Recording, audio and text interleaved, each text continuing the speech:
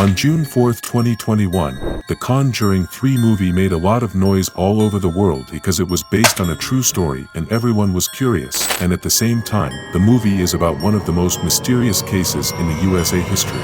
The devil made me do it. Jesus. I think I hurt someone. In 1981, Debbie Glatzel and Arn Johnson move into a house in Brookfield for a peaceful life. The owner of the house is a man named Alan Bono. Debbie Glatzel and Arn Johnson take Debbie Glatzel's brother David with them as they set out to clean their new house. When Debbie and Arn arrived at their new home, David said there was an evil presence in the house and he wanted his soul. But strange events begin to escalate, and Arn and Debbie seek help from the Warren couple, famous paranormal investigators. When Ed and Lorraine go to their aid, Lorraine sees a fog chasing David, which indicates that David is cursed. Ed and Lorraine decide to hold a ritual for the evil in David's soul. According to Lorraine Warren, David was shouting and quoting from the scriptures during the service. And finally David rose into the air and had completely stopped breathing. I'll stop your heart, old man! Arn then tells the devil inside David to leave David's soul and take his own, and invites the devil into himself. Ed actually witnesses this scene while having a heart attack, as in the movie. Ed is hospitalized after a heart attack and is in a coma for about a month. After these events, Arn has a traffic accident and states in his statement that another entity controls the steering wheel and cannot resist. After this accident, Arn Johnson revisits the rental land and house where the event started and goes to the old water well, which is thought to be the source of the evil existence. Arn Johnson does, although Lorraine Warren warns him not to. He even states that he saw the old man there, they made eye contact, and that's how he was captured.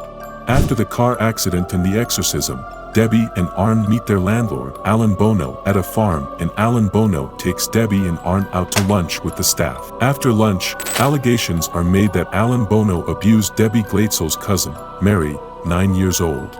After this claim, an argument begins at home, and at the end of the fight, Arn Johnson brutally stabs Alan Bono to death.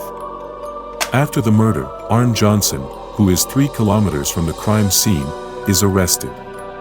It was originally thought that the murder was committed because Arn Johnson and Alan Bono were fighting over Debbie.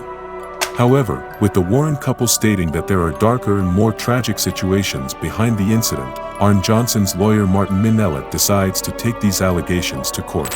The Warrens' mysterious deductions are deemed invalid for law enforcement. Also, those who knew Arn Cheyenne Johnson spoke to a reporter about his behavior. The Glatzel family and the Warren couple defended Johnson.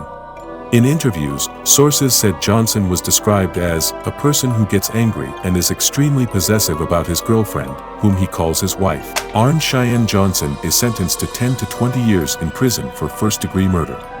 Johnson, who served only 5 years of his 20-year sentence, was released in 1986. The Arn Cheyenne Johnson case, on the other hand, was the first case in which the devil was cited as the motive for murder in U.S. history. Arn Cheyenne Johnson and Debbie Glatzel did not break up.